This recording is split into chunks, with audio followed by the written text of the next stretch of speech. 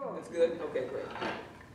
And a little anecdote, you humanists, secularists, non-believers don't know this, but Ian has a deeply spiritual side because I almost didn't get here. You know, I'm from LA. And at the 11th hour, I found out that I needed a passport. More on why it was 11th hour later. So I asked Ian to join me in a prayer circle to ensure that I get here on time. And here I am. So thank you so much, and I want to thank Ian, for doing all the schlepping and the logistics. I recently saw a film called Dark Girls, which is a phenomenal documentary by a filmmaker called Bill Duke. And Dark Girls focuses on the global phenomenon of colorism, which is the cultural preference for dark skin over light skin. And there's an interesting sequence with an African-American psychologist where she talks about how, in her view, the whole notion of beauty or beauty standards is a fairly recent phenomenon from an African-American perspective, because for most of our history, we have been considered to be less than human. And so she cites a very powerful African proverb that says, until the lion learns how to speak, the hunter will always be a hero. And that proverb resonates in an era in the United States where the reactionary right has steadfastly proclaimed that this is a period of post-racial colorblindness, and that in order to reform, for example, American public education, we need to privatize, corporatize, charterize, and neoliberalize public schools, bust teachers' unions, and dismantle multicultural education. But throughout much of my American education, or all of my American education, no one ever handed me a book written by a powerful scholar and novelist like Toni Morrison, of African-American descent, and said that civilizations rose and fell on her words, or that whole belief systems emerged from her teachings and philosophies. And similarly, no one ever taught me to believe that some of the world's greatest intellectuals and scholars came from where my ancestors came from: plantations, reservations, and contemporarily, barrios and so-called ghettos. So the focus of this talk will be on how to develop a culturally relevant feminist humanist pedagogy that's steeped in a critical consciousness that now, perhaps more than ever before, young people of color, within the American context, are fundamentally dispossessed of any purchase on historical agency. And that young women of color continue to be positioned between these two reactionary poles of identity, that of the Virgin Mary and the super slut, super hoe, Jezebel, brought to them by a corporate culture that wants to tell them that authentic femininity of color resembles, say, the Bad Girls reality show, in which African-American and Latina young women slice and dice each other for fun and sport, Grand Theft Auto, in which young women of color are gang raped for fun and sport, or hip-hop themes like bitches ain't shit but hoes and tricks. And so I cite these three examples because my students, high schoolers in South LA, cited these examples as being some of the most salient influences in their lives, pop culture influences. And I recently picked up Lisa Del Pitt's book, Multiplication is for White People. Lisa Del Pitt is an American progressive education activist. And the title reminded me of an exchange that I had with an African-American female student in one of my classes. This was at the beginning of the year, 12th grader, brilliant, should have been going to a four-year college. And we were talking about the impact of negative media representations on youth of color. And the class was very much engaged in doing media literacy, deconstructing these images from their perspectives, their cultural capital, their lived experiences. And when I asked them to define the word analysis, this brilliant young African-American girl pushed back and said, "Miss, you cannot expect us to know what that word means because we have not been taught on that level at this school." So 2 decades later, my experiences sitting in some of the very same classrooms in the Los Angeles Unified School District, which is the second largest American school district, are my students' experiences as they trip over the surreal fact that their ancestors, black and brown women and men, founded the city of Los Angeles in 1781, in the so-called city without a history, where undocumented Anglos were the, quote, real OG illegals. And a few years before, a new revolution in what it meant to be human unfolded on the opposite shore in the British colonies. My students know the romance of the American Revolution, but not the secret of Los Angeles. In the prison house textbook of history, they know each other only as enslaved niggers and wetback interlopers. Growing up in the same neighborhoods, elbow to elbow, cheek by jowl, they are taught to believe that black and Latino culture can be distilled down to media stereotypes, to get rich or die trying, hip-hop and ghetto dysfunction, to big Catholic families and job-stealing illegals. As kindergartners, they were taught to cite the Pledge of Allegiance as a sacred chapter and verse, hand solemnly over heart, in homage to royal theft. Founding myths of heroic white men, bootstrapping to liberty, are intimately bound to their imagination of the classroom, to its rhythm of shrill discipline and stench of brown chalk, to a regime of time in which white supremacy and narratives of exceptionalist progress are the currency of American faith. Over the past few decades, progressive education reform activists have reshaped the dialogue about the so-called achievement gap in public schools. Culturally relevant or culturally responsive pedagogy that builds on the lived experiences, cultural knowledge, language, and worldviews of children of color have become a standard, is still a controversial approach to redressing race and class disparities in education. Culturally relevant pedagogy rejects myths of meritocracy, colorblindness, and exceptionalism. But of course, after Barack Obama's election, the mainstream media trumpeted that this was an era of post-racialism. Racism was a thing of the past. There was a family of African descent in the White House. Sasha and Malia were the new girls next door, and everything was hunky-dory and utopic. But no one smeared Bill Clinton, disreputable Bubba that he was, as a bone-in-the-nose, bongo-playing savage, or the son of apes, or remig. This is one of the latest images that's been floating around the web. And no one ever caricatured Hillary Clinton as an ape or a missing link, yet these were the images that emerged with a vengeance after the election, underscoring that the U.S. has not suddenly morphed into this colorblind post-racial utopia. And it's important to revisit these because some people have a little cultural amnesia about what actually went down. Oh, we haven't even seen them yet. Yes, you as Canadians may not have seen them. But revisitation is important because historical and cultural amnesia is the cornerstone of American subjectivity, particularly within a global context. So, the U.S. didn't suddenly morph into this post-racial paradise. And in fact, according to Public Religion Research, which came out with this really illuminating survey around the midterm elections in 2010, a majority of Americans believe that the United States has been gifted by God with a 21st century manifest destiny to democratize and Christianize the world. And a majority of those who identify with the Tea Party believe that discrimination against whites is now just as pressing as that against so-called minorities.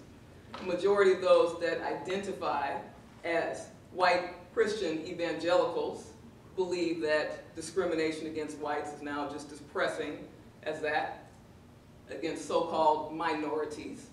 And this is another survey that came out in 2011, really indicating, how deep and intractable white views are on so-called reverse discrimination.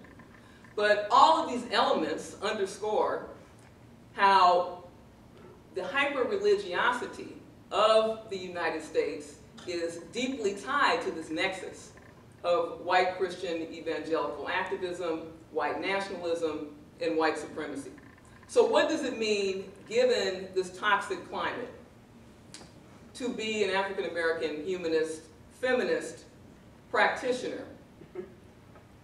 What does it mean, particularly given the fact that Barack Obama is a very devout Christian, is very corporate aligned, is very centrist to conservative in his policies, has greenlit most of the Bush faith-based initiative regimes, but is still smeared, demonized, caricatured as this Tommy Pinko, infidel, socialist, savage, heathen.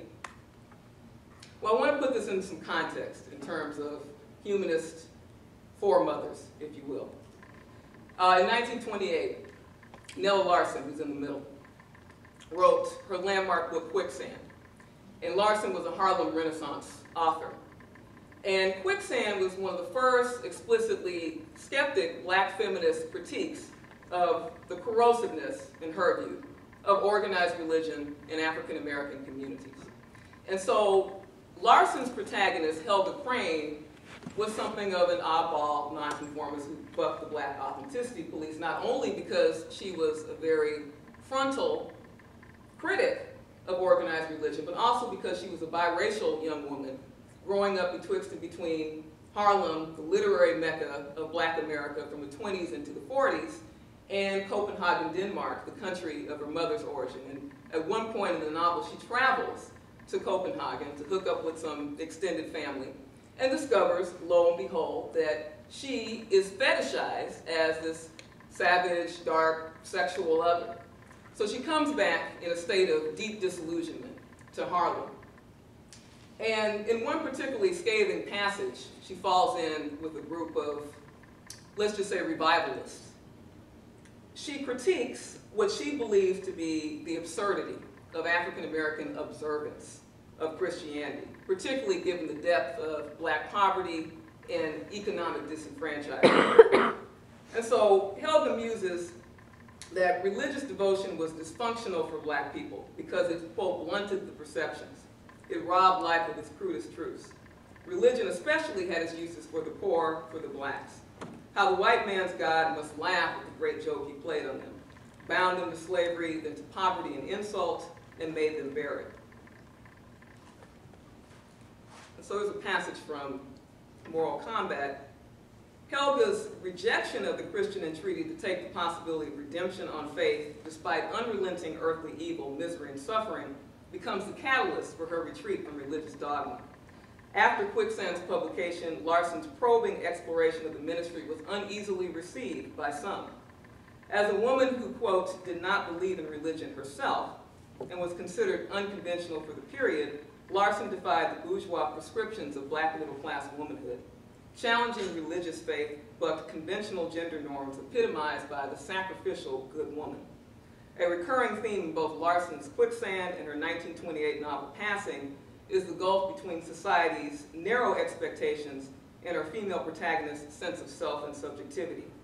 In this regard, Quicksand is a stunningly contemporary indictment of black parochialism and moral repression.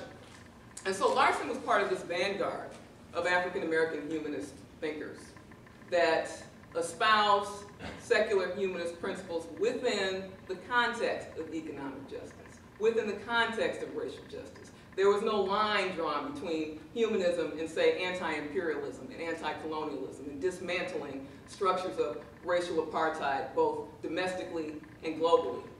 Some prominent feminist thinkers besides Larson were Zora Neale Hurston, also a Harlem Renaissance author, as well as Alice Walker. And Alice Walker in particular links the context of African American women's resistance against institutionalized sexual terrorism to a radical humanist notion of reproductive justice. And so in her book, In Search of Our Mother's Gardens, she asks, did you have a genius of a great-great-grandmother? What did it mean for a black woman to be an artist in our grandmother's time, our great-great-grandmother's day? Did this genius of a great-great-grandmother die under some ignorant and depraved white overseer's lash? Or was her body broken and forced to bear children who were more often than not sold away from her? 8, 10, 15, 20 children, when her one joy was the thought of modeling heroic figures of rebellion. And so in her short story, The Flowers, which was published in 1970, Walker also unpacks the nuances and paradoxes of black female subjectivity. in looking at the experiences of a young African-American girl who's out picking flowers and happens upon the decomposing corpse of a lynching victim.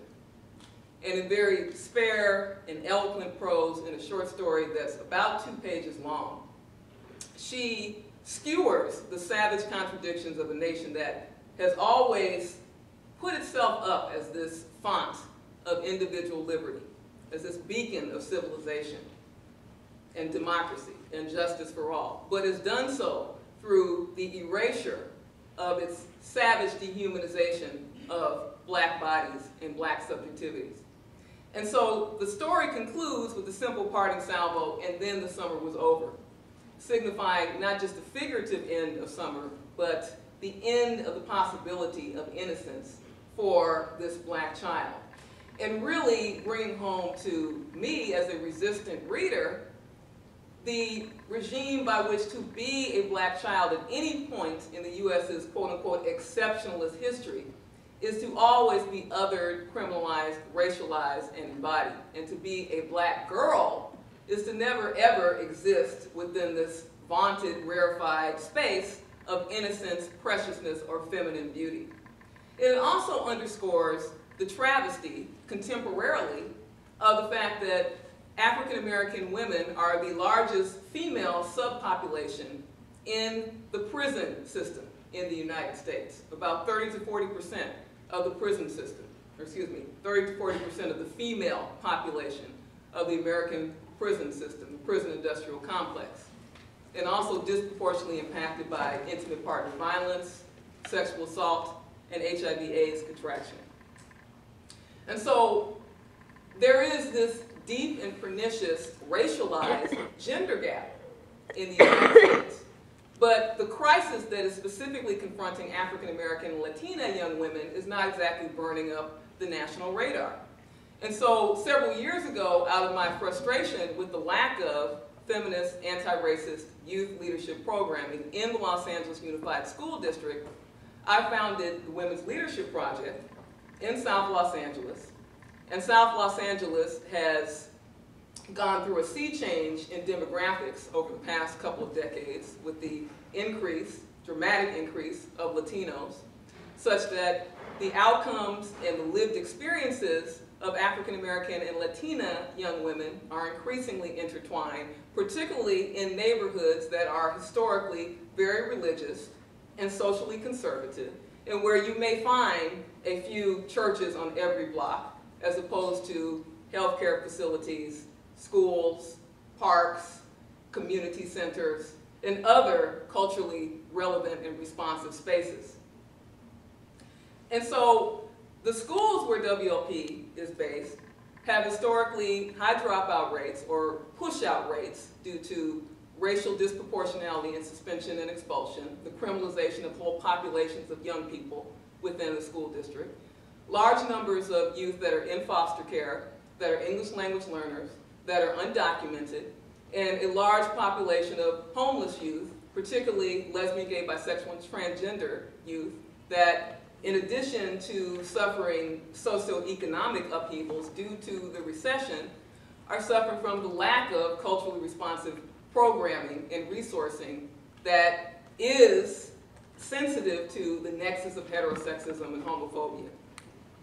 And so whenever we do presentations for WLP, we constantly get pushback about how come boys are not included in the program. And certainly we do a lot of cross-gender programming and organizing with like-minded groups on campus that are social justice oriented. But in my mind, this anxiety, if not hostility, emerges from this widespread belief that if we are talking about empowering communities of color, we're really talking about empowering boys and men, and that youth leadership initiatives that have an approach looking at this intersection of heterosexism, sexism, homophobia, transphobia, and racism are deemed to be threatening and culturally inauthentic to the legitimate mission, supposedly, of redeeming and uplifting Black and Latino masculinity. And so when young women of color appear at all within the national discourse or national radar, is because there's been a spike in teen pregnancy rates, or there's been renewed political rhetoric around illegitimacy or welfare dependency, a la the comments that were made several months ago by then-candidate Newt Gingrich, suggesting that there were all these shiftless, pathological, dysfunctional, unemployed African Americans waiting around on street corners for a plane to fly over and drop down social welfare benefits and food stamps from the Obama administration. And this was a pretty good preface to Massa Mitt Romney's recent comments about the 47%. The person who is basically the patron saint for corporate America, and robber barons, who has never met a tax shelter or a hedge fund or a capital gains handout that he did not like. And so criminality and illegality are stamped on the bodies of black and brown women from the get-go. And this is due to the amplification of this nexus of white Christian nationalism and Christian fascism on the one hand, and a certain strand of reactionary black and Latino nationalism on the other hand. The ramping up of the culture wars that is centered on anti-abortion and anti-family planning policies has the most insidious implications for women of color, who are typically the last hired and first fired, coming from transit-dependent communities where there may not be reasonable access, if any access, to legitimate reproductive health care facilities that are not crisis pregnancy centers, which are basically sham reproductive health facilities that are funded by the religious right and staffed with non-medical personnel. So all of these policies, the sonogram policies, the rape sonogram policies, the personhood amendments, the fetal homicide laws that criminalize drug-addicted, primarily working-class white and working-class women of color, as well as the defunding of Planned Parenthood and the defunding of birth control, really serve this narrative that valorizes a kind of new cult of true womanhood, based on the 19th century cult of true womanhood that extolled the virtues of purity, piety, domesticity, and chastity, reconsolidated the hierarchy of women by placing white women on a moral pedestal and denigrating women of color as amoral, hypersexual Jezebels. And this narrative was writ large recently in a national anti-abortion campaign that was launched in a few key cities, New York, Los Angeles, as well as Atlanta, funded by the far-right Radiance Foundation and the Latino Conservative Partnership, and featuring billboards that proclaimed, as you can see, that the most dangerous place for a black or Latino child is in the womb of these amoral, hypersexual, Jezebel, breeder, black and brown women who are sneaking out without the imprimatur of the state, organized religion, and patriarchy to get abortions. And this is concomitant with anti-undocumented immigrant legislation that has been spearheaded in the Southwest, in Arizona with SB 1070, as well as in the good old Bible Belt in Alabama and Georgia, that really pivots on a certain propagandistic narrative that Latinas are breeders of so-called anchor babies, sneaking over here to drop anchor baby citizens that will ultimately undermine American democracy and steal American jobs. And so this public policy backlash is buttressed by retrograde pop culture depictions of women of color that are exemplified by the blockbuster success of the film and the movie The Help, which came out last year. And The Help focused on the experiences of a young white woman growing up in 1960s Mississippi, launches her journalism career by glomming onto the stories and experiences of African American domestics, publishes this book to both notoriety and acclaim. And The Help manages to totally erase black women's seminal resistance to sexual terrorism and sexual violence and economic disenfranchisement in the deep Jim Crow South during this period, and substitutes instead the serviceable, very comforting, very technicolor, nostalgic vision of the asexual, God-fearing, eyes cast heavenward, mammy domestic, whose entire life revolves around the moral uplift and redemption of her young white female charges. And so humanism from a woman of color standpoint is going to look quite different when we consider the cultural and historical trajectory whereby women of color have never ever been constructed as anyone's beauty ideal, as any font of preciousness and femininity.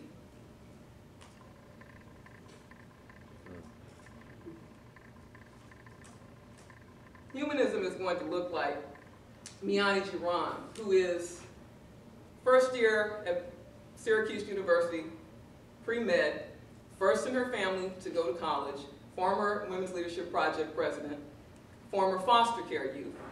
And she had this to say about negative media representations and their impact on young women of color and their psyches. She said, the experience with going to Cal State University, Dominguez Hills, and talking to middle school students about gender issues and stereotypes really stood out to me. I see self-hatred amongst women in terms of abuse. A lot of women feel that you can't change it. Women internalize it and feel hopeless that they can't do anything about it because it's been going on for so long. At school, we see girls who are pregnant, and there are all these reality shows that promote pregnancy.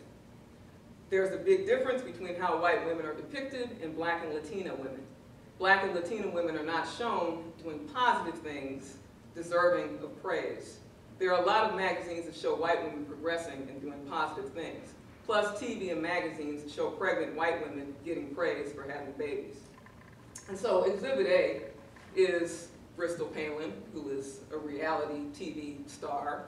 She's gotten her own reality show by dint of being a teenage Palin who got knocked up as a single parent. And whenever I give these talks, I ask the audience, if you can think of a reality show that features a young woman of color, teenage, who had a baby as a teenager, became a reality show star by dint of this accomplishment, then I'm offering a free book. Okay, so I'll let that settle for a while. But this is something that really sticks in the craw of my students, as they watch these shows, Teen Mom and Pregnant at 16, and sees who gets valorized for their pregnancies. Humanism is going to look like Janet Silva, who is an undocumented young woman who could not go to the four-year college that she got admitted to because she is undocumented and couldn't afford the tuition, but has really blossomed into a dreamer activist and started her own AB 540 Dream Act club at her community college. And so she's a former WLP student. And she had this to say about the criminalization of youth at her high school. As the first bell rings, we are aggressively corralled into our classes like animals or inmates. Once in class, we are constantly told to, quote, just pass our classes. If just passing our classes is the message here, then there is no way that we are being prepared to become students at a four-year university. As I pause to think about how hard the Chicano civil rights activists fought to counter this type of treatment, I'm saddened that we, people of color, continue to have to climb the highest hurdles in society. And so Janet is making this connection between the dehumanization of young people within LAUSD and the Chicano student movement that's centered around a series of protests at East LA high schools in the 1960s over the lack of college access and the lack of bilingual education, disproportionate suspension and expulsion policies, as well as racist and culturally unresponsive instruction and curriculum. And 44 years after this uprising, the experiences of the Chicano youth are nakedly relevant to my students as they go to school day in and day out, and are wanted, and are searched, and are profiled, and are not so subtly told that they have a snowball's chance in hell to go to a four-year college, that they will, more than likely, at some phase of their either high school or, if they're lucky, community college career, be shunted through the school-to-prison pipeline because of racially disproportionate suspension, expulsion, and opportunity transfer policies that really deeply impact African American students the most.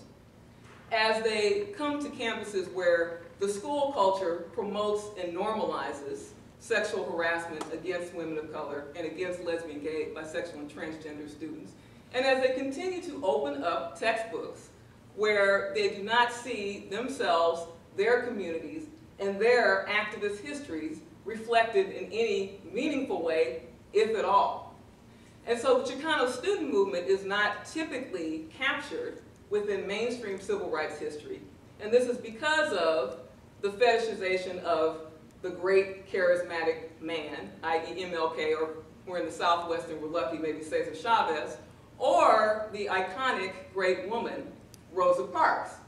And the fetishization of Rosa Parks, the domestication and defanging of Rosa Parks really, is a triple travesty because Parks was an activist in her own right.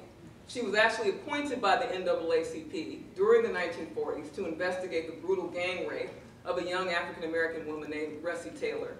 And Parks' activism is vividly captured in an excellent book called At the Dark End of the Street by Daniel McGuire, where McGuire, like tons of progressive to radical feminist historians before her, really pushes back against this notion that the modern civil rights movement was the brainchild of great black men like MLK.